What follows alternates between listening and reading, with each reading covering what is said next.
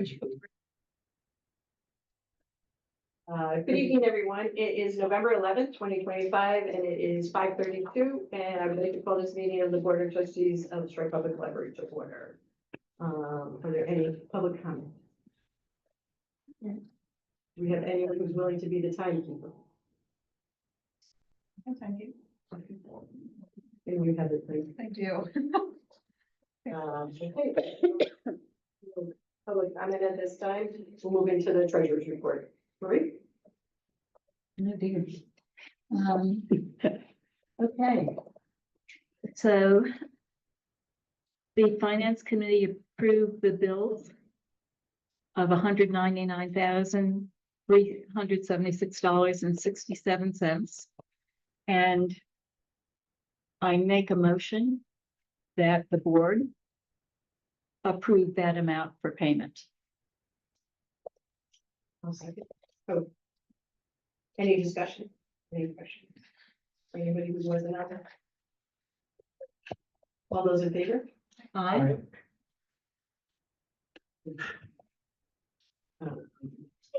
So we'll move on to the consent agenda. No. We have a couple of other. Okay, go ahead. I think that we also have to have the board approve some of the other motions that we made. Go ahead. Sorry. So also the finance committee recommended approval of prepayment of the retirement of $51,000. $51,576, which is due by December 15th. This by prepaying them, we save a little bit of money, Roughly $600. but still every penny counts. So I would like to so move. Second. All those in favor? Aye. Then we also approved the routine bills list, which should be in the packet that you got. So I would like to move that the board approve the routine bill list for 2025 and 26. Is there a second? Any discussion? All those in favor? Aye. Aye. We also did something new. We approved a list of recipients for electronic payment. We've been paying electronically, even though we haven't had tacit approval of that. So I would like to move that we approve the list of recipients for electronic payment. All those in, any discussion? Any question? All those in favor? And lastly, no motion, but we did discuss starting on choosing the new auditor. So him and I will be working on that for this coming year.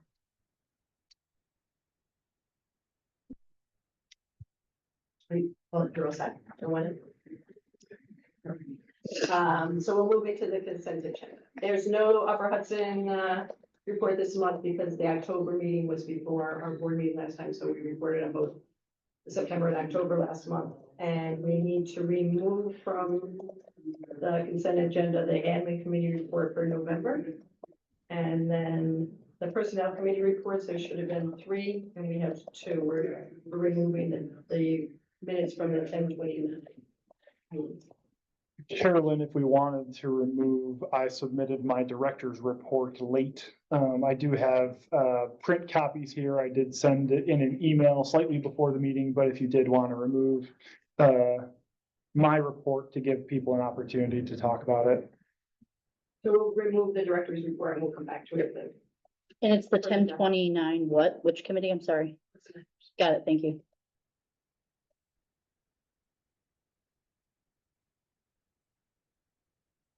So, I have a motion to approve the consent agenda, removal of the admin meeting committee report for 11/5, the personnel committee report for 10/29, and the director's report.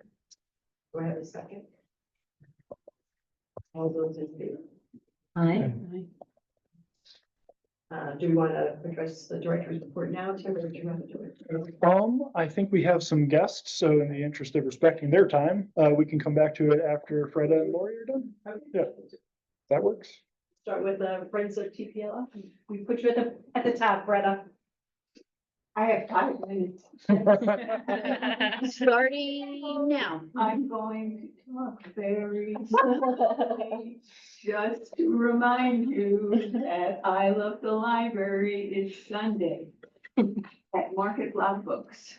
Please tell everybody you know to come and purchase books at Market Block Books on Sunday. And there will be a cart that has the books that were selected by the librarians for the collection, and those books, the books that are not bought by the customers, you've all heard this before, I've said this a gazillion times, but I have 5 minutes. And so those books that are not purchased by the customers at Market Block Books will be purchased by the Friends of the Library. So in any case, the books that are on the cart and designated as the library's wish list will in fact go to the library. And so long as you, Really spreading the word is the most critical thing, get people to support it. so what are the times? What time is it? 9 to 4, it's a Oh, wow. long day, Yes. it's a long day, Okay. yes, and the other thing is, you know, we are participating along with the rest of you in the Fall Fest the day before, and Cecilia and I have been working on that, and we have something like 20 bakers lined up. Some are staff, a couple of boards and ex officios, and then Friends of the Library. So there should be a good array of baked goods. And we also are bringing children's books and just a small amount of children's books, and it will be pay what you wish. People can take them for free or pay a quarter, or we will not monitor that at all. But there'll be a jar there. Nice. That's all she wrote. I would also just add that Freda and I have started to discuss the Friends will be having, potentially having, it's not set yet, a pop-up book sale at the farmer's market, December 13th. We're also looking at having the library open for a few hours during the Victorian stroll and trying to figure out friend support for that as well. So. And so we're looking for people who might serve as ushers on that day, and probably we will use some of the appeal money or the money we get from selling books to purchase cookies for that day. And the date of the Victorian one? Sunday, December 7th. Yeah, so it's Yes. like every weekend for the next whatever. Get something. And Thank you. somebody's going on vacation to escape. Not to step on your toes, Freda. Great. Thank you. Thank you so much, Brian. All right, so we will move on to, we have a guest with us, Lori Dreyer. I'm hoping everybody knows Lori. She's the manager at the Manhattan branch. And she is going to give us a little update. A little update, sure. First of all, I want to add on to what Freda said about the I Love My Library event so that it's in the record, but you can purchase things online so long as they are paid Mhm. that day. They count toward the fundraising. So I like to make sure for the folks who like to stay indoors, who don't want to come out. I know you want to see everybody's smiling face. Mhm. Or if they don't have what you're trying to purchase, which is like often the case for us. Yes, that's true It's too. just the transaction has to happen That on day. that day. Yeah. Oh, that's good. Yeah. A monetary transaction. Oh, see? So you can still participate. Well, rack it up, Caroline. Everybody's Christmas. Yes, I don't know if I'm telling tales out of school. In years, previous, our esteemed president of the trustees has sent surrogates in her way to fill her list. And I was witness. And Carolyn Fagan was the start of the I Love the Library. Thanks. It is an excellent, it's an excellent fundraiser. It helps us a lot. We've been able to buy a lot of great books from that fundraiser. So thank you to the friends. So we'll give you some updates on the branch library, in case you guys haven't been up to visit us recently, which I encourage all of you to do. So the new hours are working out very well, and I mean the ones that we started this last February. So it's been almost a full year. They're not very new anymore. But they're working out really well. We are able to have programs on Tuesday and Wednesday. We're looking to do more of that, especially as the winter sets in and things get dark and people want a warm place to go in the evenings. So to that end, we have planned a couple of programs for December. So tell your friends, we are doing paper snowflakes and book baubles. Oh, Yes, so book baubles are those little glass ornaments, and you like make a miniature of your favorite books and you stick them in the ornaments. oh, And then we are working with WMHT, our local PBS affiliate, to show North to New York, which is a story about the Great Migration, folks who came to New York and settled in the capital region. So it has a local bent to it. We're going to be hosting the producer and someone from the Historical Society, gosh, I cannot remember the name of the Historical Society, but they also contributed to the documentary. And then we'll be working with them again in the spring. We want to show, they have a documentary that they produced, WMHT did, called Bridging the Divide. And it is about the bridge that separates downtown from North Central over here that has the mural on it. And it's all about how the city was divided up. It basically went right through a neighborhood to create Route 7. So anyway, so that's in the springtime. What's the date of the migration to New York? The North to New York, it's the 12th, I believe. It is in our event calendar, so that's more reliable than I am, I'm afraid. But it is in the calendar. All of these programs are in the calendars. They're either on Tuesday nights or Wednesday nights, because those are the nights that we're open. So speaking of WMHT, we recently won a grant, a very small grant from them in the amount of $200 for a display that we did about the American Revolution, because you may have heard that, we're celebrating the 250th of the American Revolution and this next year. So they had sent out an email for us to do displays in local libraries. And we were one of 3 libraries, at least on this side of the state, that won. And like the next one was in Glens Falls, and then there's one in, and then Poughkeepsie, I believe, was the other one. So quite distant. And so our display, which was put together by our library associate at the branch, Emily Clute, and won their contest. She created, I encourage all of you to stop by. It's still up, but it's really great. She aged paper and put facts about Revolutionary War soldiers who are buried in Oakwood Cemetery. And interfiled that with books from our collection. It looks really great. So, Yeah, WMHT.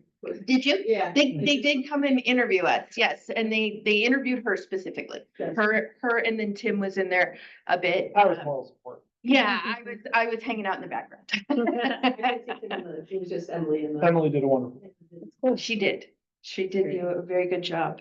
So yeah, wonderful. And so we have a couple of $100, which I'm hoping we'll spend on display equipment, I think.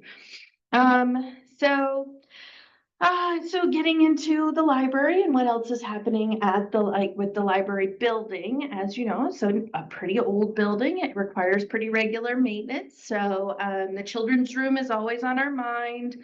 And we are, I'm sure you guys are already aware, are moving forward with getting our roof fixed here pretty soon, and then we can work on getting the interior done. More immediately, we have we are getting a tree removed from the 4th Avenue side of the building that has been infested by something. I'm not sure if it's woodpeckers or something, but it has a giant hole in it. So that'll be happening in the next month or so.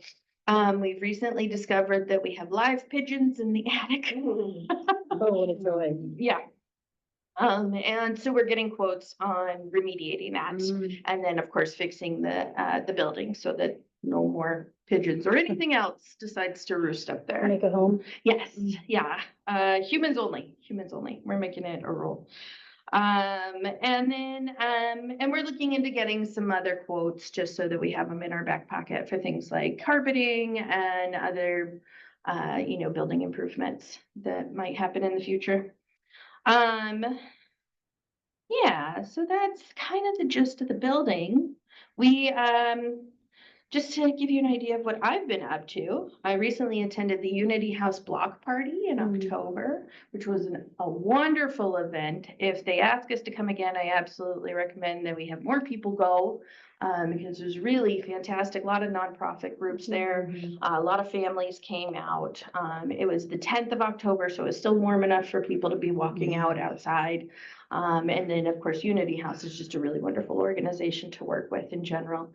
And so that was a great event. And then we also did a trunk or treat with the Lansingburg Boys and Girls Club, where we had about 400 people attend. Which was a lot of fun. And next year, Halloween ends up on a Saturday, so we're contemplating possibly doing a haunted house of some kind. Yeah, so yeah, there's nothing for sure yet, but that's what we're thinking. Just because that would be a lot of fun. Is there anything else you want me to talk about? No, you hit the high notes, Lori. I feel like that's pretty much it. Are there questions? I'm happy to answer any questions about what's happening up there. I just have one. Yeah. If that's okay. My one question is, have you seen an uptick in people coming in asking for food Yes. and food assistance? So you know that we do the Squash Hunger Program every Wednesday. So every Wednesday at noon, we give out food from Capital Roots through their Squash Hunger Program, which was recently, the funding was decreased because it was a federal grant. And so since after that, we did see it slowed down a bit. We didn't get as many people. And then this last week, we got hit really hard, and all the food was gone in 20 minutes. And I am not kidding. Like there was maybe 3 apples after that first 20 minutes. So I asked for more food this week, and we'll see how tomorrow goes. But yes, we are seeing an uptick in people looking for food. We were talking not that long ago about possibly doing a food drive that we can donate to the local food pantries. So, yeah, and we are actually working on a resource list that we can hand out to folks too. So, because especially in the Berg, there's not as many resources, but they are there. You just got to know where to look. Yep.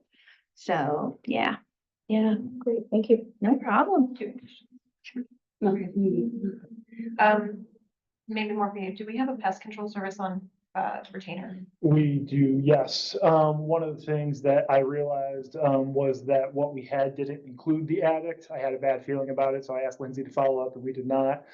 When the technician opened the door to the attic, Lori, there was a pigeon skeleton. Like right on the second step up. So there are 2 holes in the gables. So there are live pigeons, dead pigeons, whole circle of life, plus these open gables. So we recently received a quote for about $16,000 to remove the pigeons and try to seal up the building And clean up. Which is gonna take. Was that Northeast Pest Control? Thought it was a little bit high, so then I was going to get a second quote for that. Yeah. Yep. In regards to the tree on the property, sort of the upper portion of the tree is dead and sort of the limbs extend over the roof of the library. So that was what, it's also close to a neighboring property. So in knowing that we're coming up on winter storms and things like that, we didn't want a library tree falling on one of our neighbors. So the idea is cut that down in the spring, do some replanting in maybe a better spot. Yeah. Quick recommendation, Thomas Pest, look into them. Great. They're pretty affordable. Thank you. Last thing is promotion for Bridging the Gap. Are you working with Mara for W? I am. Yes. Mara Drogan, yes, Yes. she's wonderful. Do you know if the promotion of that is going to dip into any of the work that was done at Oakwood Community for the, that they did a whole event? I'm trying to remember the name of it at Oakwood Community Center about that. About Bridging the Divide. Yeah. Okay. And it was, I don't remember who curated it. Shauna would know, but amazingly done by the whole community. And they actually recognized a lot of the family members, and they have all these assets and things that they had printed out with stories. Oh, Before and wonderful. after, and it was beautifully done and presented. I will ask. But could be good materials to borrow. I'll also say just quickly, one, Lori does a tremendous job at Lansingburg, supporting and managing the staff. And then two, because we've been able to stabilize the staffing at Lansingburg and have enough people there so they can cover the library, Lori's been able to get out and do a significant amount of outreach for us, this past summer and this fall. So it's just nice to see the dividends of Lori's hard work, really, making the library a better place for the community. Great, active. A lot of people said that. Yes. Good. Yeah. It has been, I have to say, I've been here for almost 4 years and it is significantly busier now Yes. than when I began, for sure.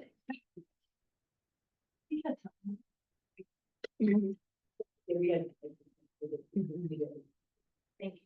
Yes, thank you so much. Yeah, Anything no else? problem. Thank you so much, Lori. Appreciate it. We appreciate all your hard work. Absolutely, You know how you yes. feel about it. No, yeah, Right. no, we're not buying. Yeah. All right, I'm dismissed. All We right. go, Lori. All right, thanks, guys. Have a good meeting. Thank you.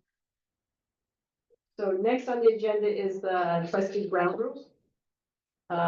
It said code of conduct as well, they were the code of conduct, yes, so.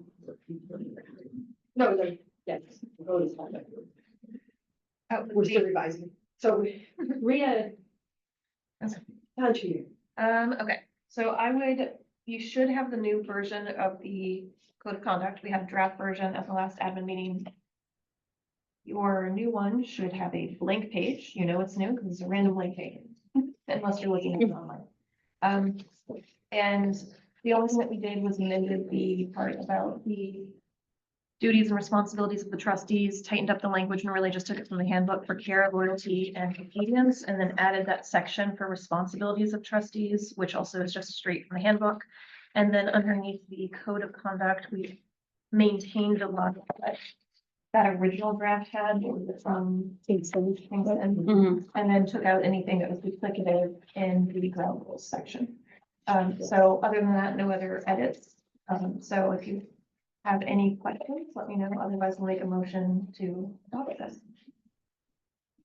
We can make a motion, then we can second it. and have Discussion, yeah. So I'd like to make a motion to adopt the proposed Board of Trustees Code of Conduct and ground rules. Do I have a second? Second. Ashley. Unless Kirsten, you want it, your last I'm one. happy to, All right, Ashley, or any discussion or all in favor?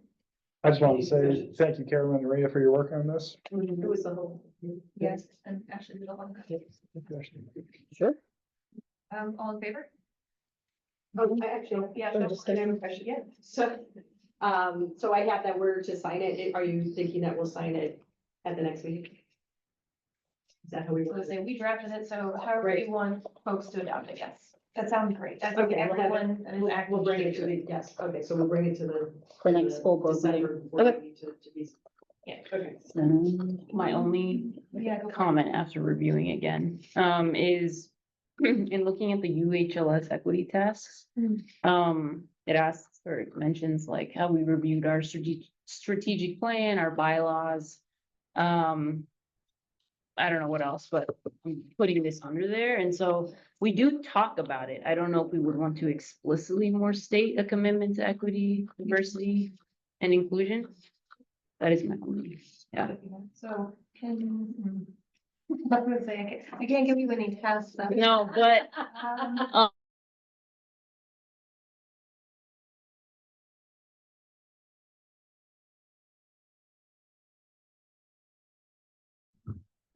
Okay.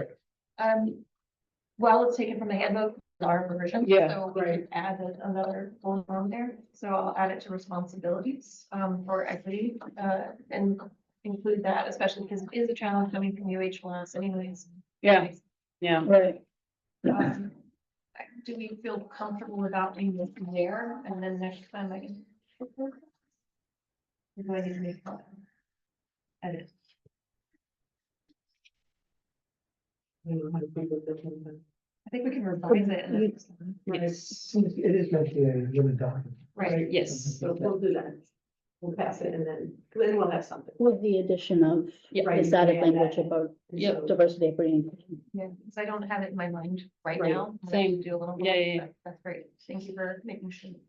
Right, so that if we can make the change and send it out, people can review it and sign it. And it's- yeah. Oh, Thank you. any other comments, questions? All in favor? Okay. Woo! A couple hour. You did. So then we'll go right into you again, bylaws amendment. Yes, I would like to, I'm trying to think language on it, make a recommendation for the second reading and adoption of the revised bylaws with the inclusion of language for, like removal of a trustee. That's the- I'm trying to do it. Yep, it is. That is removal of trustees and officers, because we referred to it, but we didn't have clarity on how to do so. So, this is the second reading and pending adoption. That'll be a most recent bylaw edit. That'll be 2 edits in 1 year. So I would like to make a motion to adopt, the revised bylaws after today's second reading. Do I have a second? Second. Okay. Any And any discussion? discussion? All in favor?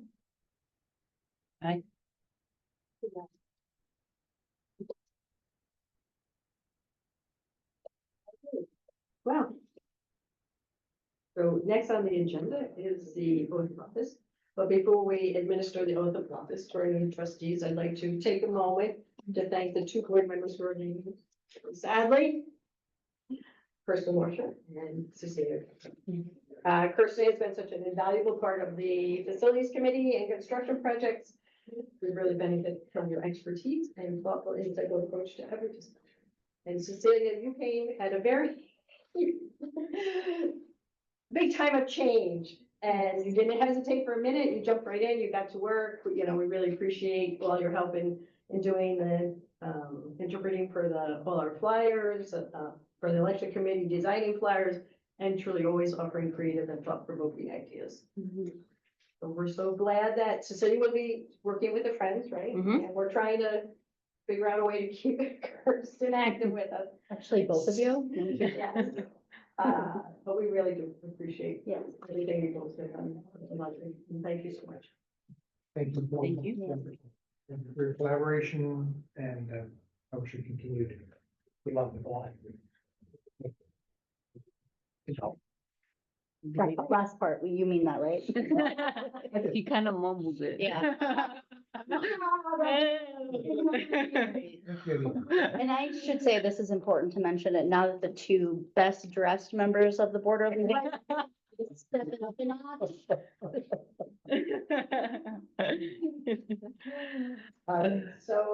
Now, next we welcome our new and returning trustees, Marie Gavazzi, Thank you. Emily Katz Greenstein, Samantha Hertler, and Anthony. Nichols.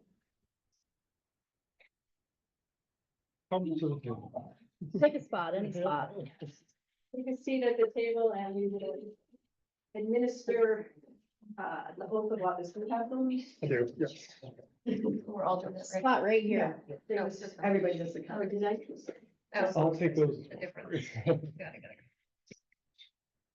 People shouldn't have papers in front of them that I didn't have, so I grabbed whatever. People stand. Oh, we should have people stand, yeah. Stand, raise your right hand. Yep. We can do all 3 of them at the same time. Yes, yep, that's right. I don't know if everybody. You want to do it together? Does that work? Yeah. You start with, I do. Evelyn, do you have a copy? I do. Okay, oh, you're gonna repeat after me. Okay, I do solemnly swear that I will support the Constitution of the United States of America. I do solemnly swear that I will support the Constitution of the United States of America And the Constitution of the State of New York. And the and the Constitution of the State of New York, That I will faithfully discharge. And and that I will faithfully discharge According to the best of my ability. according to the best of my ability The duties of the office of trustee of the Troy Public Library. the duties of the office of trustee of the Troy Public Library.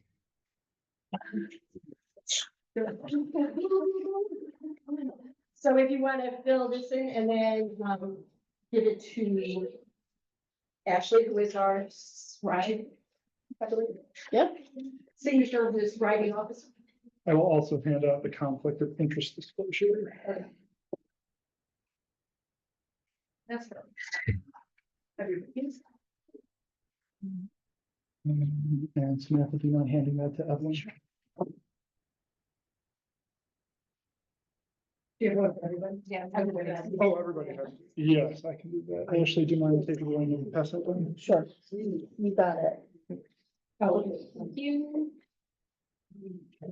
And I hopefully everybody, I said exactly that policy earlier today. Hopefully everybody had a chance to review it.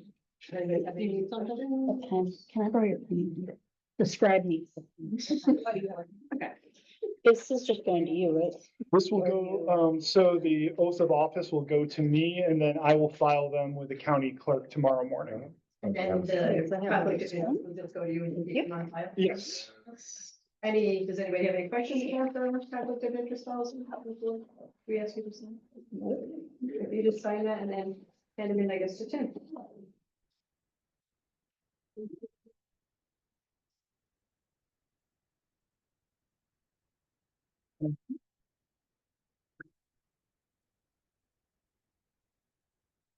Here you go, Tim.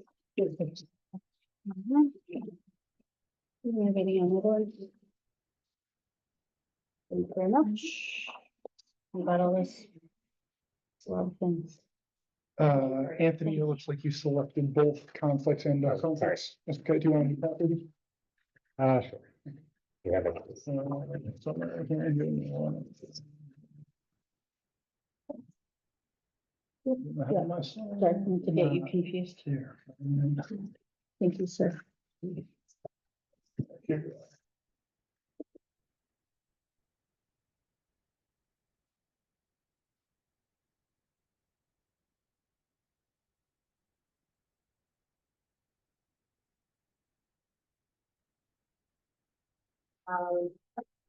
So the nominating committee is, I'm sorry. Is everybody ready? And that should be it. Okay.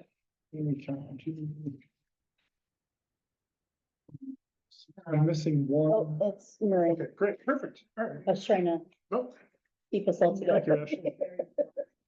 Oh, we takes one piece of paper to get It lost. is so nice to see a full board. I know, it feels kind of crowded, It feels but. great. You know, I know, one more person that they. This is great. for activities, but Okay, so the nominating committee met and are proposing the following slate of officers. President Carolyn Fagan, Vice President Ray Drysdale, Treasurer Marie Gabazzi, and Secretary Ashley. See, now you're gonna stop. stop. Stop. Stop. Stop. Is that right? Are there any nominations from the floor? Thank you. Okay, since there's no nominations from the floor, then I'm gonna make a motion to elect the following slate of officers rather than go through each position individually. And that slate of officers is President Kelly Fagan, Vice President Ray Drysdale, Treasurer Marie Gabazzi, Secretary Ashley. So, South. Do I have a South second? Lake sauerkraut. Second. No, the first second. Any discussion? All those in favor? Aye. I, There you go.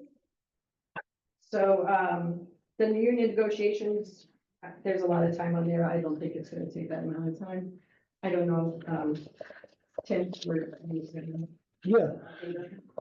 At this point, at a high level that's appropriate for a public forum, we have received both the economic and the non-economic proposals from the union. At this point, we have been sharing revisions primarily on the economic side. At this point, we're making good progress. It's a, I think it's a very good discussion, very healthy discussion. And things are starting to move forward. We're hopeful to have it end of this year, early next year. But again, we're making a lot of good ground on that. So Carolyn, Rhea, is there anything I'm missing? Or they Well, want to just for the say? people who are new to the Yep. board, the committee, the people representing the library are Rhea, myself, and Tim, and Nate.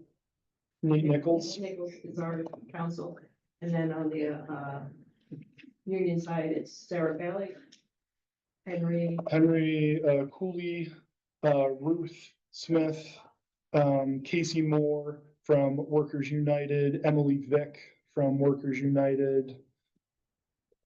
I think that's it. And you said you were hoping for you mean a tentative agreement?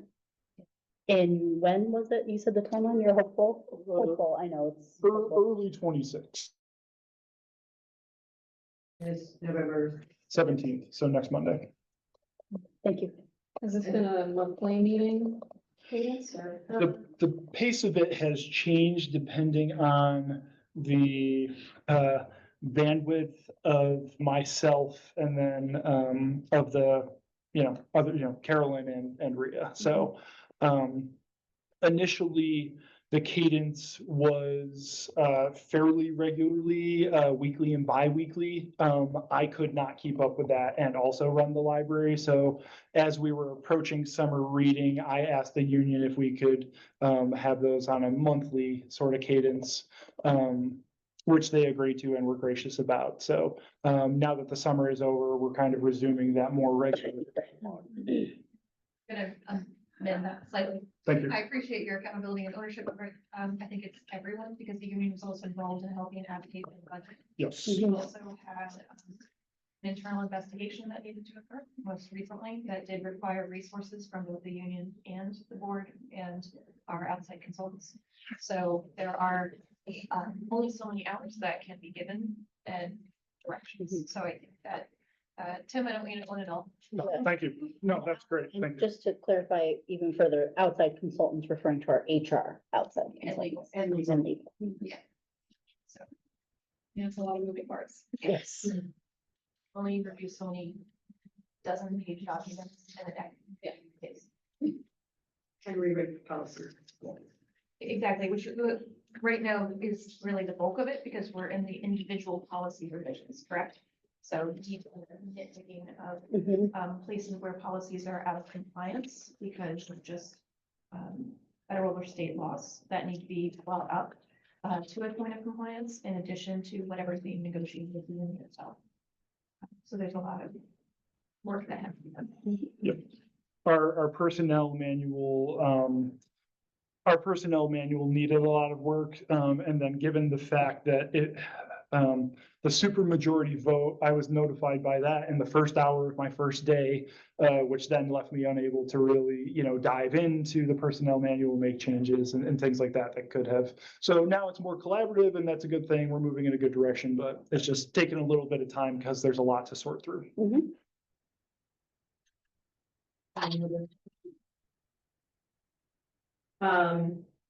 Tim, I did just realize that I skipped right over your staffing proposal. No, that's all fine. Well, I figure we could save all my stuff in one fell swoop.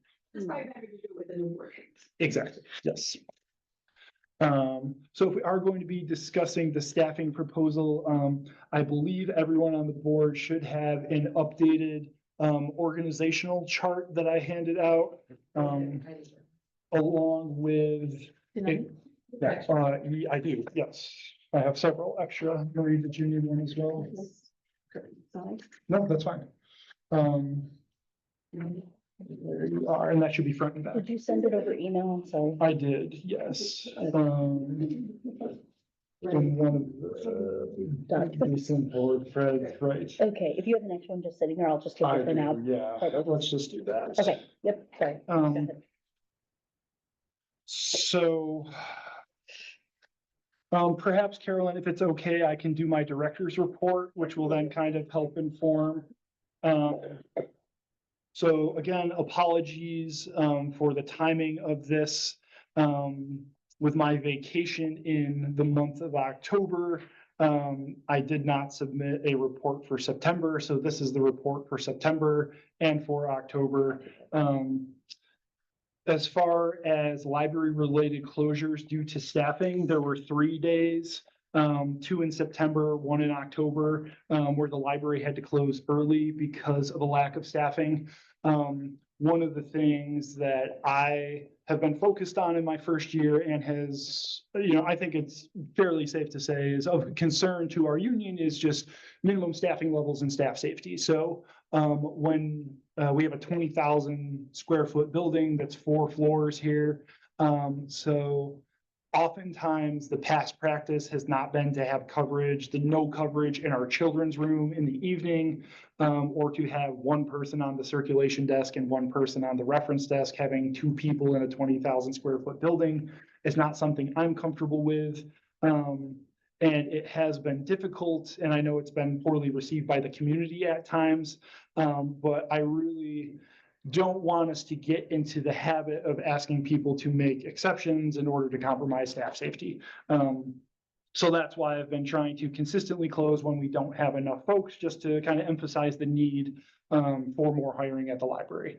The staffing vacancies that were outstanding that are currently being addressed, we had 3 vacancies in the library assistant level. So these are the people who do the checkouts at the front desk. We have hired Desiree Jerome and Ann Screbutanis. Desiree is a former federal worker and joins us from Schenectady County, has a lot of experience in youth services and urban library. So we're happy to welcome them during the month of September. Because civil service had announced an examination for the library assistant exam, we were waiting to see what the results of that exam would be rather than to hire another provisional employee and then potentially have to hire someone else because of how they scored. So that test was administered on Saturday, October 15th. The results should have occurred during I believe they weren't added to the October Civil Service Commission meeting. So actually they were. So I need to follow up with civil service basically to get the list of people that we can hire from. So we encouraged everybody who is a current provisional employee to take that examination so that way they can be made permanent in their job. I wasn't sure what people's experience was with civil service hiring, so that's why I wanted to take a moment to go into the process. Did anyone have any questions about that before I continue? How many of the current employees that are assistants are provisional? I believe of our current library assistants, I believe it was 4 or 5 that were provisional. Yes. Almost all of our librarian ones are provisional. The exam has not been offered in some time. And this is a thing specifically with the Troy Civil Service Commission and Rensselaer County Civil Service at large.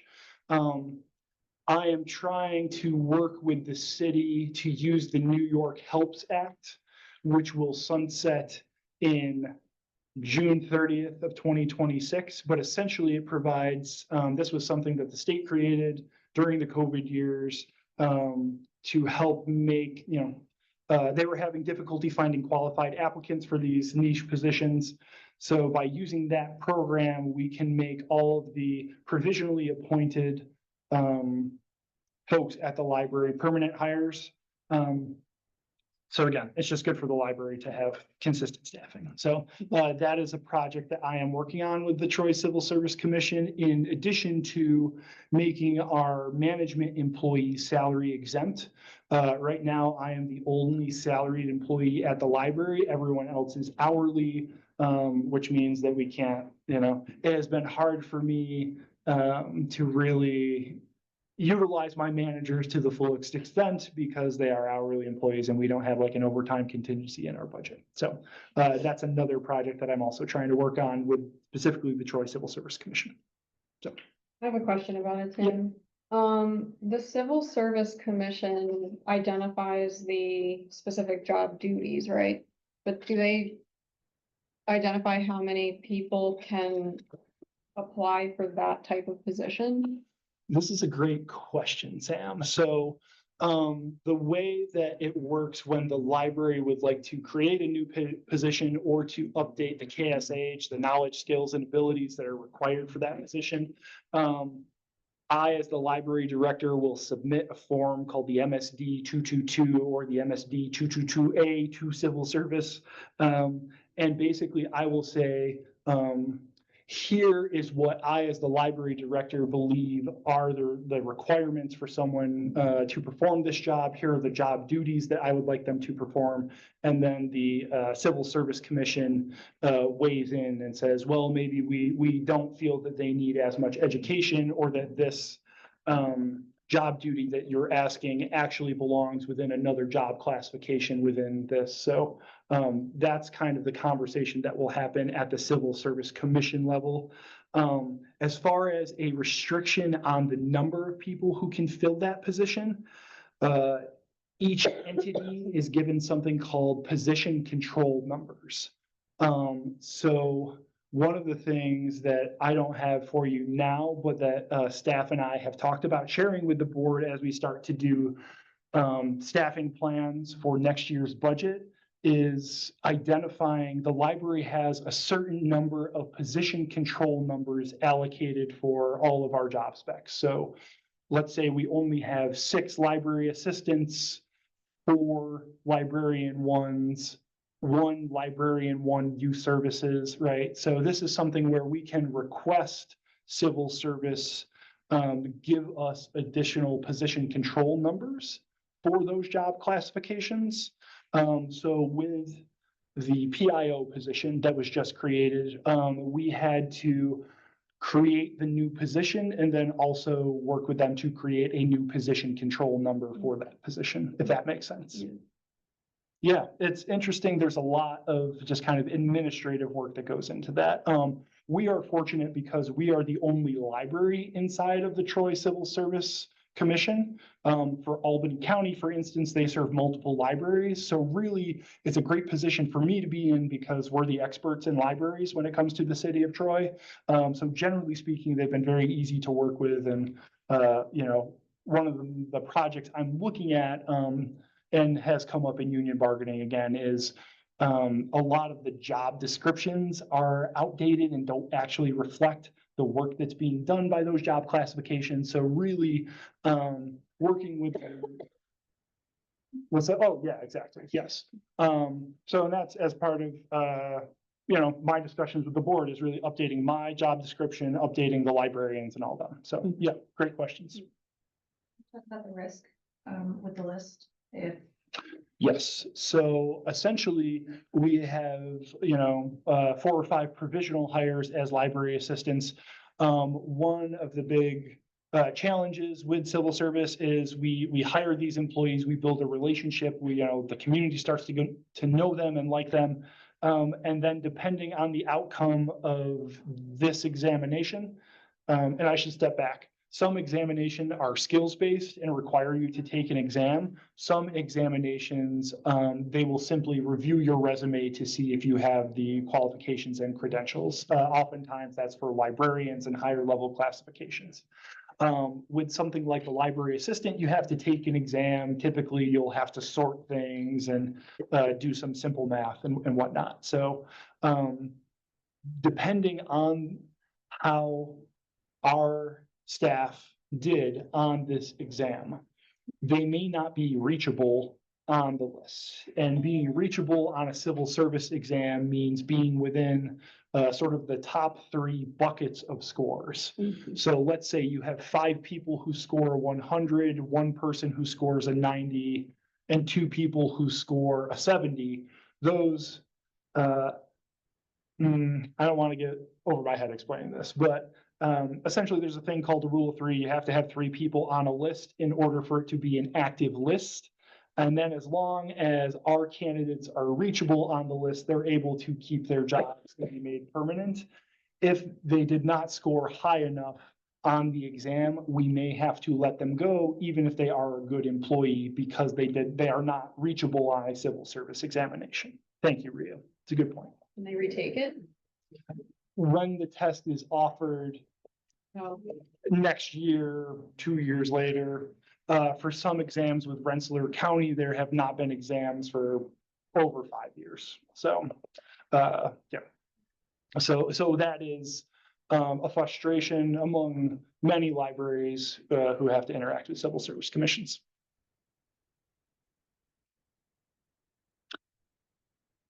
If there were no questions about that, I'll go through the other hiring that we've done or plan to do. Please. Yep.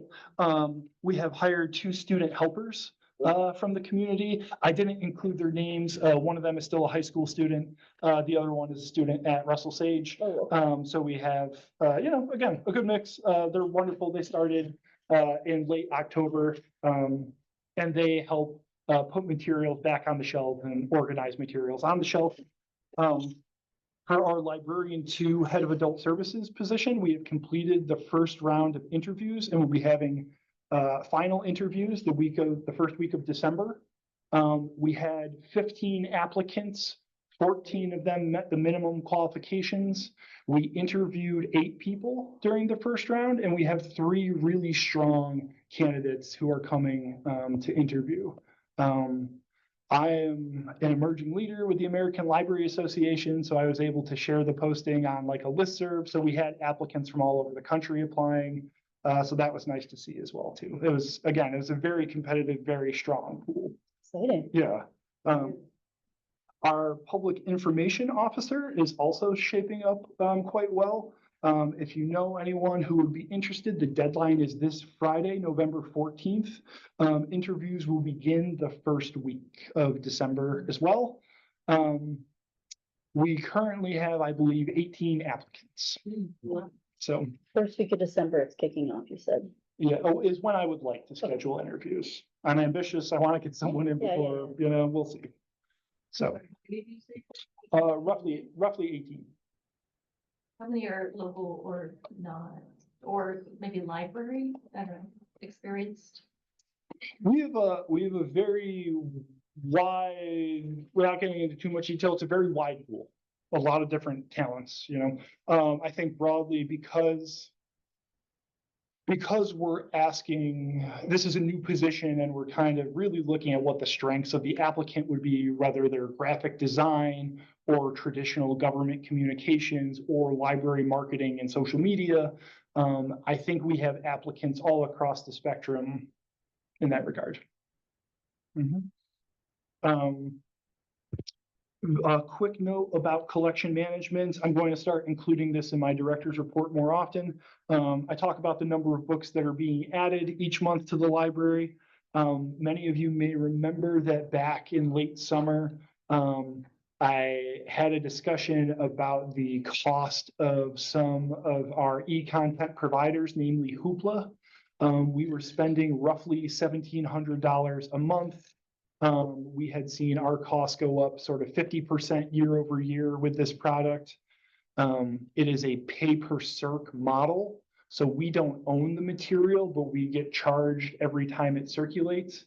With Hoopla specifically, there was a lot of controversy because Hoopla was putting AI slop onto the platform. So patrons would check out this AI slop on accident, thinking it's again, a normal book, and then return it, and the library would still get charged for it. The other common practice that was happening on Hoopla was that publishers were putting materials in foreign languages. So we would have someone think they're checking out Michelle Obama's biography, and they're checking out a German version that was written by AI and is not really comprehensive. So there's a lot of discussion at the director level about how to handle Hoopla. I implemented some cost measures. So we were able to take our spending from just under $1,700 a month to about $400 a month without a tremendous impact to our monthly users. I included the more liberal estimate of 250 users to 150. There was another report that I was looking at that the system provides to directors where I think it would only be a drop of 13 people going from 61 to 48. And I think that number is more accurate, but I want to talk to Judith about that at the system. So essentially, I don't think there has been Our dedicated Hoopla users are still using. And again, the library is able to save a little bit of money in that regard. Digital checkouts account for 48% of all of our checkouts at this point, and 99% of our audiobook circulation. So taking that data into account, we're going to be minimizing, our audiobook collection, use that space on the first floor to make the collection more browsable and more accessible here at the main library. So I'll try to include more of these notes about the collection in my reports. Does anyone have any questions about that before I move on? So what we have now in the library is not going to be removed, they're just not going to add. I think both, honestly, just because here at the main library, space is such a commodity. I am trying to get inventive and talk to the staff about adding additional shelving, perhaps in the reading room, or creating like more spaces where we can display items and store them. But with specifically the audiobooks, there isn't enough use to really justify it. And the other problem too is, getting access to CD players. So unless we started to purchase CD players that people could check out to then use the audiobooks, more and more of the technology is getting limited. So I will say that we did purchase for our patrons a separate standalone DVD player, because I know that technology is still, there's more of a justification for DVD use than there is for CD use, or excuse me, audiobook. Well, audiobook and CD use right now. So that's the direction it's going. Yeah. And that's good too, because I believe you have materials here in the Troy room that are on DVD. Right. Yep. That's a great point, Murray. Very quickly, I'll also talk about public safety and facilities incidents. I know Lori did a great job talking about sort of the needs and concerns at Lansingburg. Having Ian, our community engagement specialist, on board has really been wonderful. I know, looking at his report that he sent to me in the month of September, incidents were down in general about 52% when you compared it to kind of month over month in the summer. So that was really nice to see. We'll have better data at the end of this year for the board. Generally speaking, at this point, now that we have hired a community engagement specialist, the idea is that they would be not a public safety officer, but someone who could get to establish a relationship with people who were in crisis and frequent users of the library, connect them to resources, back up the staff when they needed to have a difficult conversation, or take the lead and say, hey, try again tomorrow. So since we hired Ian in May, we have been averaging about 10 incidents a month in general. So in September and October, we had 10 during each of those months.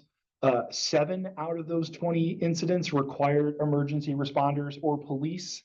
I will say that 6 of those 7 were one band patron in particular, who comes into the main library, causes a scene. This last time he threatened to hit our community engagement specialist if he got too close to him. But Troy PD have been very responsive with this individual, and they did, remove them from our property and, take them this last time. This patron, before this last incident, has been serving a 1-year ban, which has been progressively increased because of his repeated behavior and belligerence, trying to come back to the library. So we are working to find a solution on that specific person, that specific incident. The other one that I wanted to highlight was unique to Lansingburg. There were 2 unknown men who, were not library patrons. We do still have extended evening hours in Lansingburg until 8 p.m. on Tuesdays and Wednesdays. So 2 men came into the building before closed and were lewdly touching themselves right in front of the 2 female staff members who were there. They were understandably upset.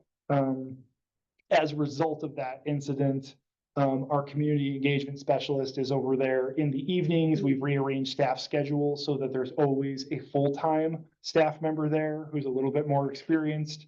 It was 2 part-time employees who were there and, you know, they were frightened and they didn't call the police or anything like that. So, we have made changes to try and make, staffing at Lansingburg in the evening safer. I've also spoken with the community policing unit, from Troy PD. They're doing more, scans of the building after hours. We are finding more drug paraphernalia in the bushes outside. So, as it gets colder, it is something I am keeping an eye on and working with, our community engagement specialist and the staff just to try and make that safer. So. Any questions about that? On the outside. There are not cameras. There are, I think, a couple of fake cameras. I am also, so they're supposed to act as deterrents. I'm working with Lindsay to try and identify grant funding to help us get. So also worth noting, the security cameras that we have here are not commercial grade, they're home grade. Yes. So working in general, to find funding opportunities for that. That's a great question for you. Were there any other comments or concerns? You might, there's a lot of. I think how we're classifying, because we're a special district. There's state and federal funding for that kind of work, which would go typically to a police department. Mhm. Because of how we're structured, I wonder if we qualify. Mhm. And there's a lot of funding for that, Yeah, that's great. you know? I Thank can you. try to pull it. If there's anything that you come across, that would be great. For cameras you're talking about? Yes, so they have a whole section on, I mean, I don't want to say the militarization of our police department, but effectively anything that you want materials wise. I will also add in general, kind of, you know, the term is hardening the building.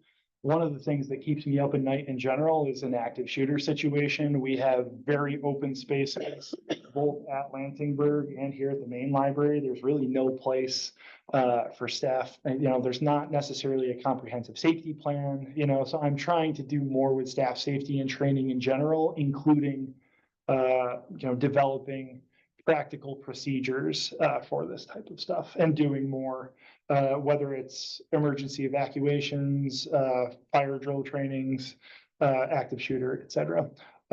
Unfortunately, we have had the opportunity to practice some of these things over the summer. We did have the hazardous chemical evacuation that we had to deal with. But it did just really emphasize the fact that we need to have a more coordinated plan. So that is something that Lindsay and I in particular are trying to address.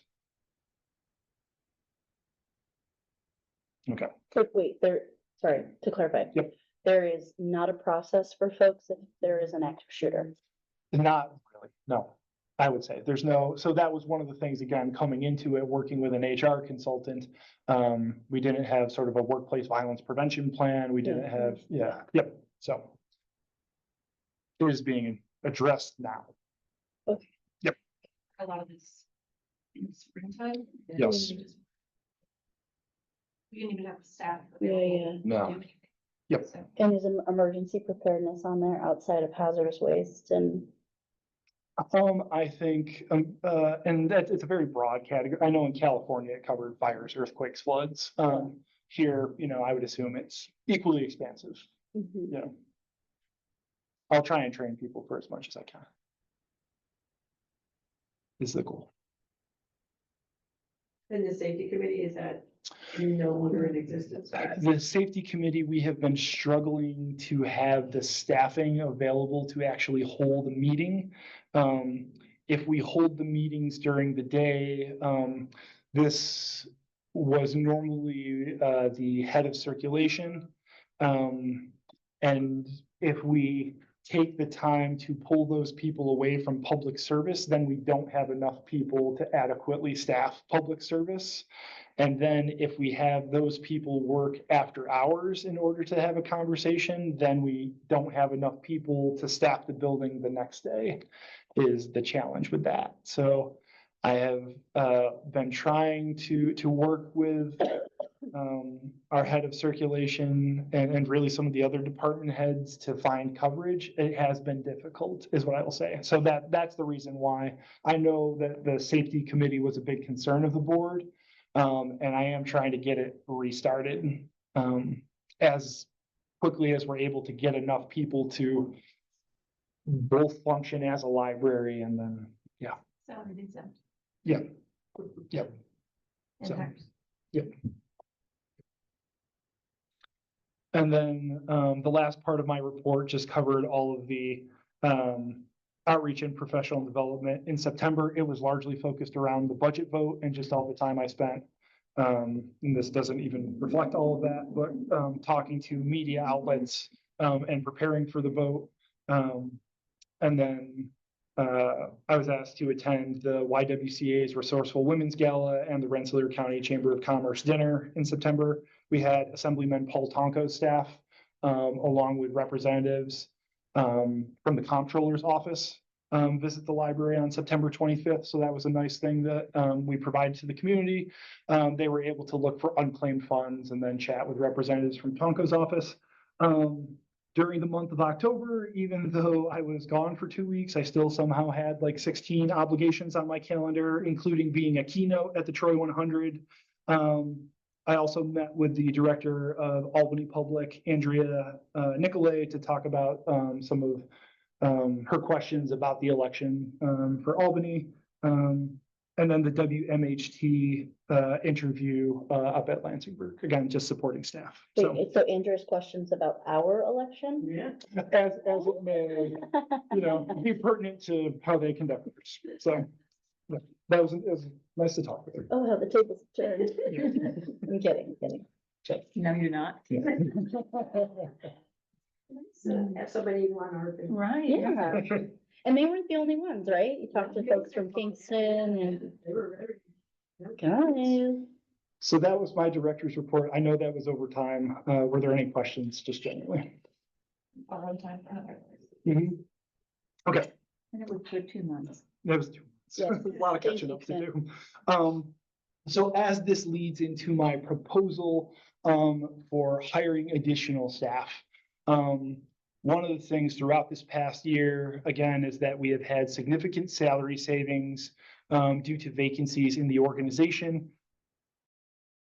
Looking at, as Lindsay had documented, we have roughly $136,000 in anticipated salary savings.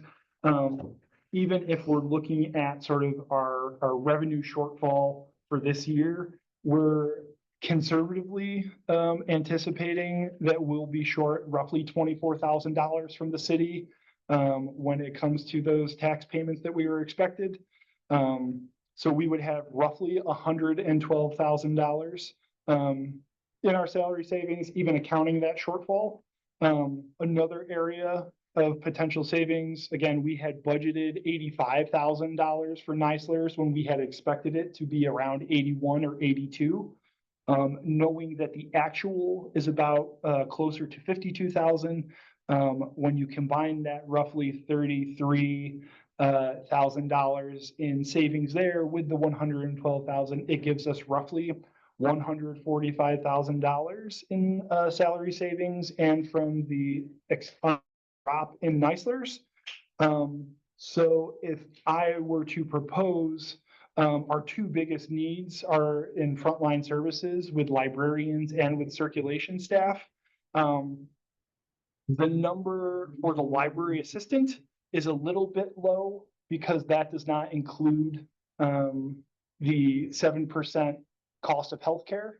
If they were to accept the healthcare, and the librarian one is high, that is not necessarily a starting salary for a librarian one. But even that being the case, with those two examples, we would only be spending roughly $99,000 this year on healthcare taxes for 2 new full-time staff members. And we would still have, roughly $46,000 in surplus from our salary savings this year. Are those factoring in increases That's correct. These people would be starting after the 9% increase from the union And what departments? in circulation and adult services. So, library one is, Adult services. Yep. We currently have 4 librarians, 4 professional librarians, so this would give us a 5th professional librarian and would allow us to do more outreach. And really part of the challenge too is that if anyone in adult services calls out, we have to have managers cover the desk.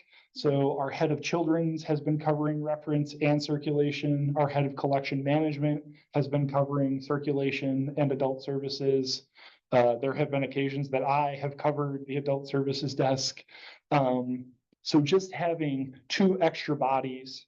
And with circulation, really, we need someone in the morning to help open. Again, the staffing structure is very fragile. So if anyone calls out, it really puts us into crisis mode. So having 1 more full-time person also gives us the benefit of consistency because so many of our employees in the circulation department are part-time.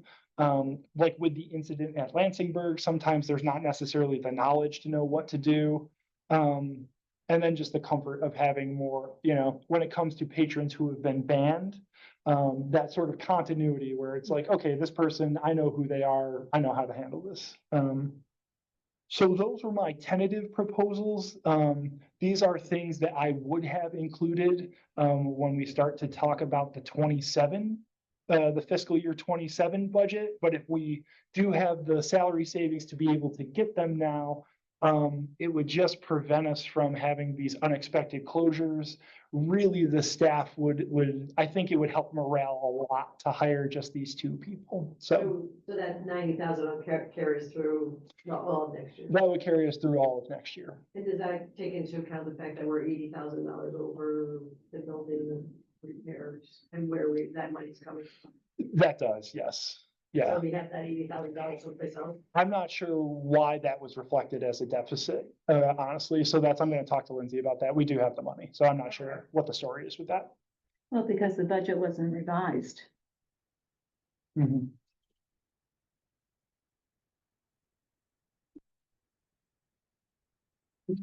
Mhm. The expenses that were put in that line were greater than Mhm. what was budgeted.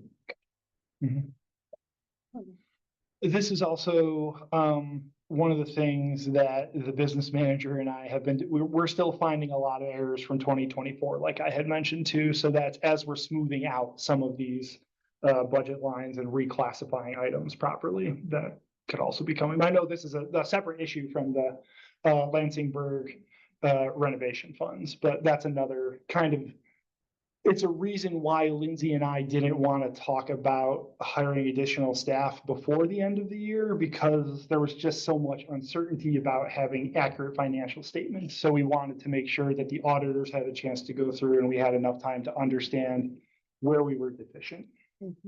So thank you, Murray. where was it not updated? I'm sorry. Where was that not updated? Where was it not edited? So we haven't. There, I don't remember, I would have to find the income statement, but let's say there was $20,000 budgeted for building repair.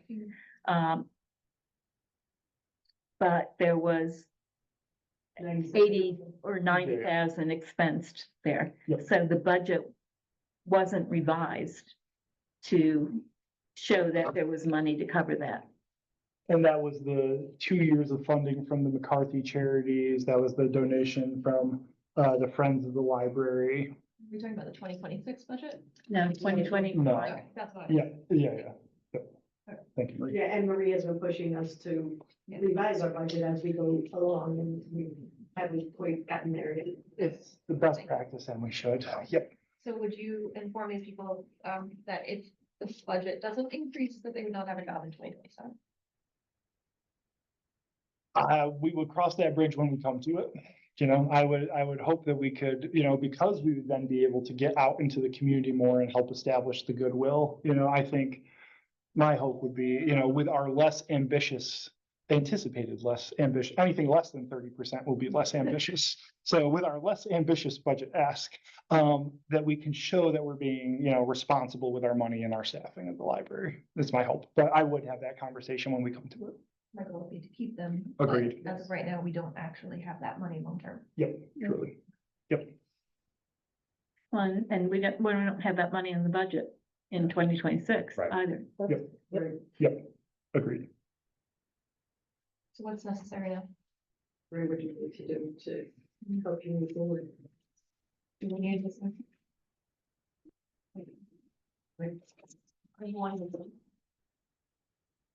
I think this should go to finance. Yeah. And how much, what is your timeline that you're hoping to start interviewing and that kind of thing and posting? Essentially, any of this would be bonus. Any delay that we have, though, again, we do have trouble regularly staffing the library, so. You're not gonna be here before the holiday. No, for sure, no. I was like, oh, that'd be great. It's not gonna happen. My hope had been, just in general, that they would be able, we would be able to keep interviewing now and then hire and have them start in early 26. And one of them is a library assistant, which is that civil service exam that was just given? That's correct, Okay, yes. so that's good. Yep. So that one would be easy because we would hire from a list. Right. The librarian one is essentially a resume review and is a broken list at the moment. It's also one of those things, if we get this person in now, we could then use the New York State Helps program, as long as they pass probation, to be made permanent without having to have the Troy Civil Service Commission administer a test. Yep. So, and that's the other sort of thing is, as we balance bringing people on versus, procedurally getting the New York State Helps paperwork with the Civil Service Commission. So would the step forward be to call a special finance committee to revise? I mean, basically, we would have to revise the 2026 budget. I would think so, but we'd also have to come to an agreement as to whether this is what we wanted to do. Right. So we would make that, we could make it all in one But meeting. so there would be a need for a special finance committee meeting, or would it wait It could till also, the next one? my thought, it could also come up on personnel. However, between personnel and finance, the board thinks is appropriate, knowing that it is related to staffing, one of those two. All right, but it's definitely related to budgeting and finance. Agreed. Am I correct? Oh, I'm sorry. No. Am I correct in understanding that these two positions that you're talking about here? You want to fill them, but we don't have the budget moving forward like, they're not in the budget for 20. So what had happened because, essentially there were so many staff vacancies this year. When I began, most of the senior management team, was vacant. There were many vacancies across library assistants, and eventually librarians. So because of just the significance of the salary savings, because we weren't spending any of that money on salaries, we have an opportunity. If you remember, Sam, we were looking at that line in the income, when we were doing the finances with Mary last month, because we had that surplus of over $100,000 in salaries. I think actually you even asked, should we hire?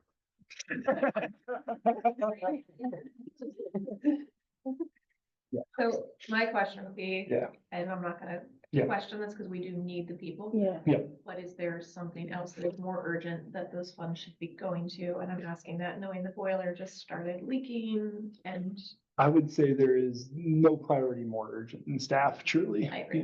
Yep. I just wanted to pose the question. No. And that would truly be why I would think personnel and finance, right, is just again, but I think I've tried to make a case to the board throughout the year that we just need to have more staff. So, if we're okay just having it in finance, the next step would be to have a special finance committee meeting, unless there were other questions Or another, or the next finance committee. I just think it's Yeah. gonna need more than 45 minutes. Yeah, no, of course. And that's why I wanted to. Well, and And we don't know when we're gonna, because we have. we don't know what we're doing with the finance committee meeting anyway. Or who's on it? Yes. Points. So, one of the other things, I guess, One of the other things that's worth highlighting, in the organization chart, that I handed out to everyone, I do note whether or not folks are full-time. Part of the issue that, again, I've been having is that this is maybe, the only library I've ever worked at that doesn't have enough administrators. But then also we just don't have enough of anything. So really, when you take away our senior management team, we really have most of the frontline work of staff being done by 16 FTEs. So not 16 people, but about the equivalent of 8 people per location. 33 people. Across 33 people. So I've been trying to work. When I came in, there were some people who were only working like 2 hours on a Saturday once a month, or positions that could work up to 19 hours a week. So I have been trying to balance working with folks to get more hours, or as people have left the organization, consolidate some of those positions into create a 20-hour a week partially benefited position. So, but really, as far as our frontline staffing across 2 locations, we are a little bit light in that regard. So it looks like we have 33 people, but when it comes to frontline services, we have significantly less. With the library assistant position, is that one, because it's full-time and you only have one other full-time library assistant, could someone, are people allowed to apply within?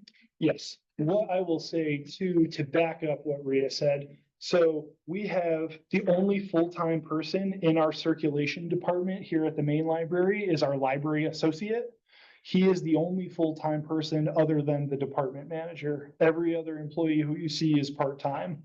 Many of them work less than 20 hours and those are unbenefited positions. So with that as the background, having one more full-time person, yeah, it just gives so much stability to the department. Yeah, thank you, Rhea. I'll step back to part of the other challenge is that as the library is going through the collective bargaining process, we can no longer simply have people work out of classification, for instance. So we frequently end up having one of the adult services librarians cover the children's room desk for some time. So the union has been very gracious in working with us, have tentative agreements right now about emergency staffing. But in the long term, we've been, doing this shell game to try to make things work that again, won't be sustainable when we do have to adhere more closely to the collective bargaining agreement. So I guess we'll put this to the finance committee and once that's for. Do you have something in writing? Right, I could, yes. yeah, Yeah. with the numbers. Yeah. Yeah. To have for the Yep. next. for the Absolutely. meeting. Yep. And Thank then you. we can work on the 2026 budget and the finance committee. Thank you. Okay. Seems like a good use of the resources. My thing, can I ask unrelated, but related to finance? I don't know what this, sorry. Okay, I'm just saying. Legal and HR, the invoices to date, is it possible to have that broken out by what they've worked on? Yeah. Just by like high level buckets? In all of the invoices that they do submit to us, they do clearly mark out their time, so I can provide that to the board. Yeah. And what I'm looking for is how much did we spend in a formative year versus what it's gonna look like in the future, knowing that we added those line items? And also because we've had such a massive shift in workforce, and that did result in a lot of specific incidents that required assistance. Same thing, I would hope that that's reduced over time with all the policy revisions and union negotiation. So it would just be nice to know, what do we realistically think could be maybe dropped in the future? Yeah. And I know we have those retainers earmarked, but Yep. if we can bring that down next year, and allocate those funds elsewhere, it would be wonderful. It would most certainly is my hope. Next year, I'm thinking 2027. Agreed. Yes. Yep. It's looking so far ahead. So you're all set, Tim? Everything? Let me, I believe that covers everything for me on the agenda. No, thank you. So the next thing on the agenda is the long range planning, which we had the workshop for, that we came out of, and, one path forward was, to actually create a long range planning. I don't know, I guess this, I'm putting it out there for discussion, if people think it's a good idea, if there was another way forward with the long range planning they thought, or if that's kind of like that is the path forward. Any thoughts? Yes, the ad hoc committee. Yeah, Right, and I included the description, I don't know if people felt like that was a good description, whether they wanted to change anything, edit anything. If I'm looking at it I'm looking at it in the. Thank you. Thanks, Description, I don't want to take your description. just so you can read it. I have a general idea. It's important.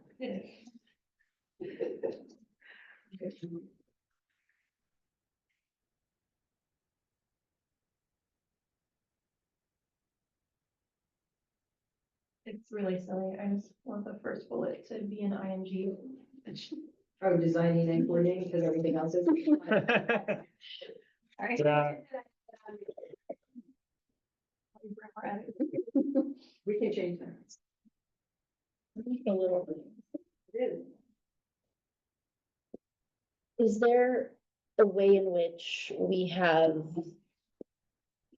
a planning session prior to it becoming an ad hoc, in which not everyone is, and not that I suppose, I guess everyone can be on it, but in the case that not everyone has the capacity to do so, I think it's important that everyone has the opportunity to weigh in on at least the first part, which is the designing and coordinating of the overall, Yeah, I think that's. I don't know. Yeah, No, I think it's a great idea. My argument would be that last one about presenting the draft plan. I think that they should be more actively presenting to us at each board meeting. Or at- Oh, sure. Right, Right. yeah. So, But just, having a first session where all of us are in the same room as Yes. whoever's on the committee, be they members of this board or people on the Yes. side. So we can sort of inform what we want the process to look like, and then Yeah, because I think what obviously wasn't part of that training is at least the meat and potatoes of what we're Right. going for here, Right, right? What are we actually trying to do here? right. And I think knowing where everyone stands on it is also really important, Yes. so. Do that. And that part too. Yes. And sometimes been thinking about who from the outside community, since it is an ad hoc Yes. that we want to invite to be a part of it. And I think that would be a good thing for everybody to be involved in. So for this first bullet where it says the design, would the design element here be irrelevant if the whole board is sort of designing it? So in the definition of the Right, committee. right. I see what you're saying. I think it's still the Oh. committee's responsibility, because other than a sort of an initial session, they might still design the process of how many focus groups, all of that aspect of it. I think a lot of that work will still be handed off to the committee. yeah, or state park. Yes.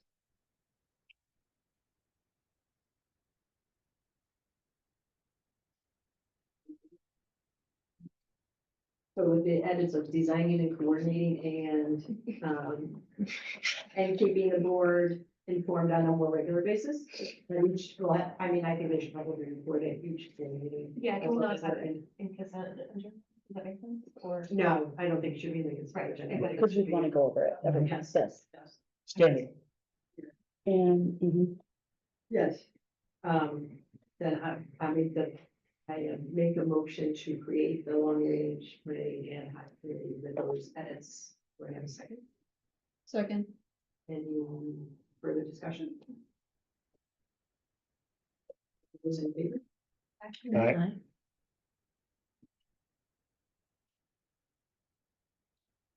So we're on old business. The trustee education requirements, I did create folders for everybody, and then put in the folder, like just another folder for 2025, so you can upload your certificates or you can put in your self-reporting. In that folder, it's called trustee education or trustee continuing education, and everybody has their own, and only they, myself and Tim have access to. There's one file in there that has the links to the New York State sexual harassment, so that you have that. There's the self-reporting form is in oh, there, okay, yeah. and a list of all pre-approved presenters of the education, so that you have that in that folder as well. There's also a regular opportunity. There is an email listserv through the state library division of library development called Nyline that I just recommend new trustees check out. On Nyline, they will often share, there's something called the Library Trustee Handbook Book Club, because we're book nerds.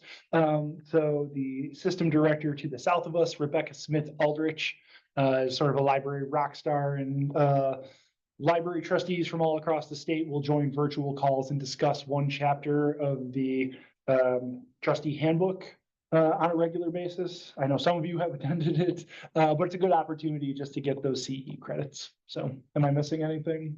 No, and they do have, a lot of those are recorded, Yes. so that you can go back and look at them, and they are really useful to remind you things, so I can go back and look at them. Mhm. So they are all on the website. Any questions about that?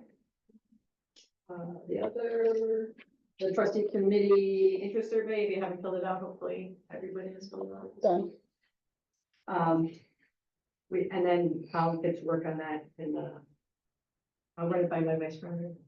To help us figure out how we're gonna figure it out, but I appreciate everybody doing it. And that, is there anything else? Old business, new business that anybody wants to bring up? This is really silly. This is structural, new business versus old business, technically, because we have that regular agenda.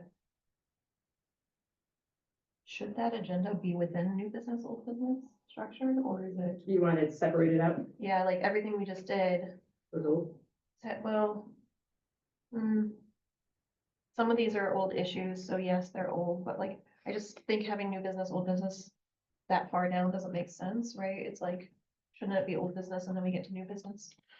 On kind of a, to dovetail off of that, Rhea, I know when Carolyn and I were talking about the agenda for this meeting, it's what is the best practice when you have new board members who are coming on, and when do you do the oath of office? So in talking, today is weird.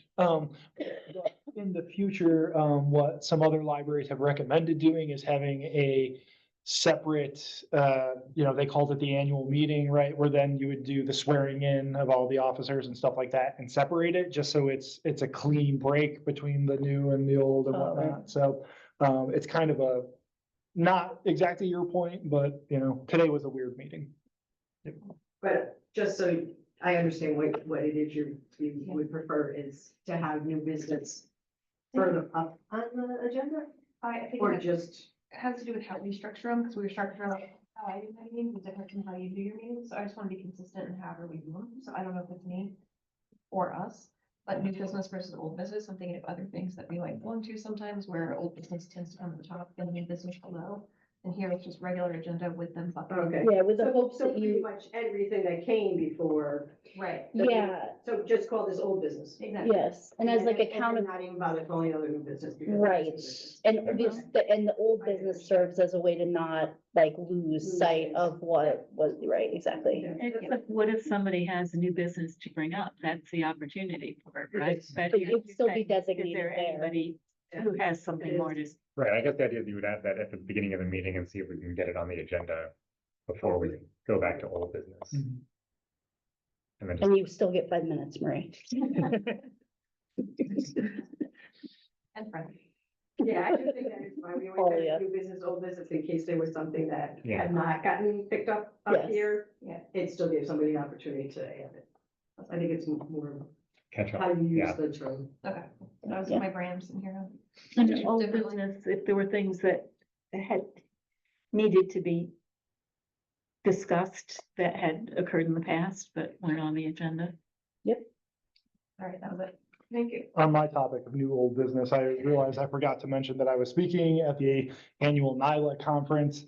Again, one of our trustees is a member of the State Library Trustee Association as part of NILA.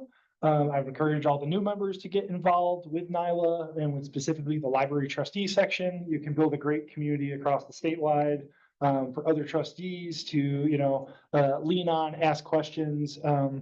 We participate in advocacy during Library Advocacy Day in the springtime and speak with our legislators. So again, Evelyn, am I missing anything about the benefits of the conference and also of joining LTAS?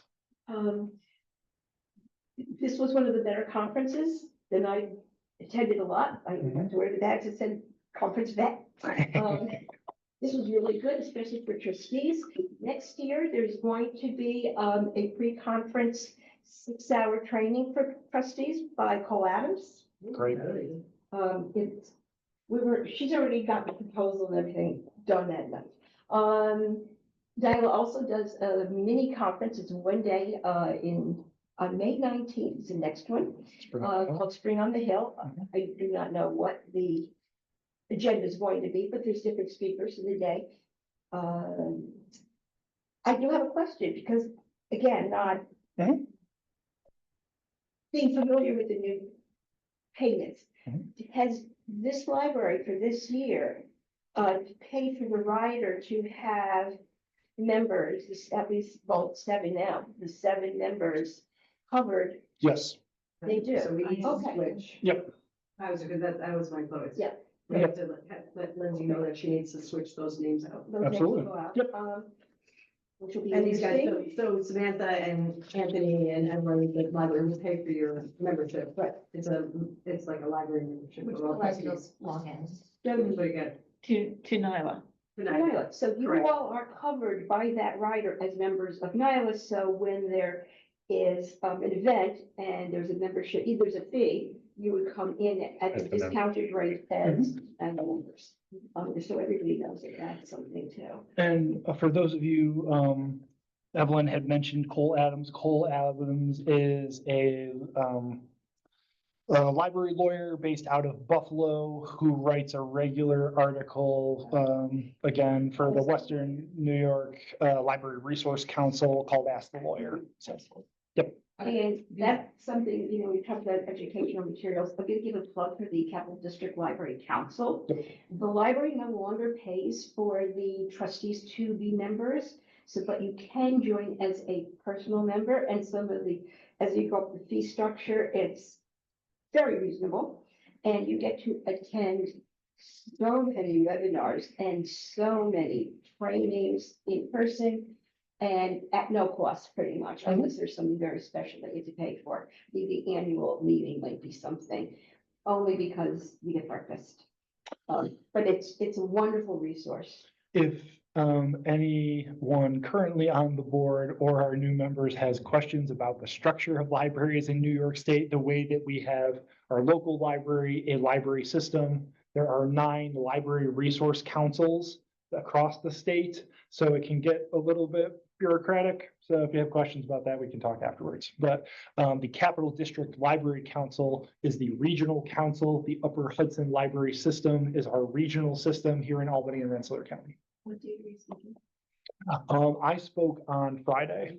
Yes, it went well. Had about 30 people. Yeah. It was about surviving your first year as a director. One of my mentees is a rural library director. Was it recorded? No, it was not. Everyone was in attendance. With my mentee, she walked into a construction project and had to relocate the library into a church basement, within a month of starting. So we had a good time. We had a laugh, a couple people talked to me afterwards, so. The last thing on the old business is that when, believe it or not, when we did our survey of where we're going afterwards, you're leaving us, Cecilia? There was a tie between the Rock and the house. So I don't know if people are still up to going out after the meeting tonight, whether people are tired. Are you going out? Are you going? I mean, Kirsten's gone, so. I know. So we're going with Kirsten and Cecilia. It's okay, Cecilia. We'll see you. We're not letting you go. We'll see you. I love the library. Like Right now? after? Yeah, Yeah. Yeah. okay. If Cecilia will, I will. Okay. So we have to decide where we're going. It's either the Rock or the Ale House. I mean, you know where I'm gonna say. It's 7:00, so you can still get to the ale house. It's fine. My worry was if this And it's on meeting my went way till home. 9. So why don't we take a look? We'll start out with how many people think we should go to the Ale House? Anthony? Would rather go to the Rock. Oh, Bring you Yeah. to vote. Marie, you're not even voting. You're the one. I can't walk to the ale house, I know, we were doing it. and I can walk to the Rock. Yeah, I go to the Rock, I've been to the Rock a lot because that's where the quality of life. bid meeting is was. this because you have your bike? I walk. Oh, these downtown people. I'm sorry about Marie, I'll put you in my Prius. No, it's fine, it's fine. We'll I go to the do Rock. have a car and I can bring it if I know ahead of time that I'll need it. It's all good. The Rock. Any community feedback? Full board. I had children in my neighborhood who were very, very grateful for the backpack event. Yes. I had one thing that I shared with you about someone that was interested in the public information officer, and they wanted to know about the website and the details that were on there. I don't think it's major, it's just, once we have a public information officer, they'll be able to help maintain the website. Exception. Information about the public information officer job. Yeah, Sorry, but maybe they mean the same person. Tim, I know you may have mentioned that, you were trying to get to, and I know it's late in the year now, a fall cleanup kind of thing at Lansburg, because I have. So the community feedback I've gotten is like. I have been trying to organize a fall cleanup with Lori and just, and trying to coordinate with the friends. It didn't work out, unfortunately, so. So we're just gonna leave it like it is for the. If anyone can help me shake up volunteers to do some cleaning, for the new board members, I'm also the head of maintenance, so. Basically, the garden beds out front just need to be winterized. We had done I say we, before our yoga instructor at Lansingburg got sick of seeing all the weeds and seeing I would have 1 hour, so I would go out there with the hedge trimmer and hack it up and terrible and do really a poor job. But trying to get the bushes down so that way there weren't places where people can hide. Long story short, we were able to get things trimmed and weeded. It looked nice for, 2-3 weeks, and now all the weeds are back. So essentially we need people to help just kind of do some weeding, get the front of it looking a little bit nicer. It's really Ready just for someone winter. breaking out of it, Yeah. This is pretty much everything in it is garbage. I had asked the friends for help and we weren't able to coordinate. And then, staff. I was wait on worried staff. because we've been very clear about volunteers, and so Mhm. you're not necessarily asking for volunteers through the library, you're just asking for someone to show up and do something. On behalf of the Friends of the Library. Right. Would be the best way perhaps for them to. So as So long as we're friends. if someone can reach out to Freda if they find volunteers. I'm looking. Yeah. Former board Would you members. do that? Because if they just put like a story on Instagram, like Azure and all those folks will probably, Exactly. I can think of like 4 people that would do it. I will My say, husband would be there in a heartbeat, 'cause he's one of the community We'll members. text him right now. Tell them to lock down a date. He went to the house. if there is anything that, could be, well, I'll step back and say that, I had a conversation with Freda and the Friends about, they haven't had a board meeting in a while. Carolyn and I are trying to work with Freda to, get involved in that, but And succession. and succession planning is the big challenge with our Friends of the Library. So if you know anyone who would be interested in volunteering with the Friends or joining the Friends board, send them. Yes. And we can do both. We can be a trustee and part of the Friends too, correct? I don't know if we can be on both boards. You can be on both boards. But you can be a volunteer and a part of it. Yeah, I'm a friend and I'm a board. Exactly, not the Yes. council, but you can be a part.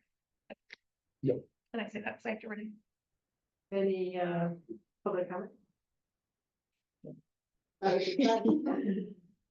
So I make a motion to adjourn at 7:17. The date of the next meeting is Tuesday, December 9th at 5:30 p.m. Second. All those in favor? Aye. Take it. Thank you. So I'm going to change my email address with Nadia.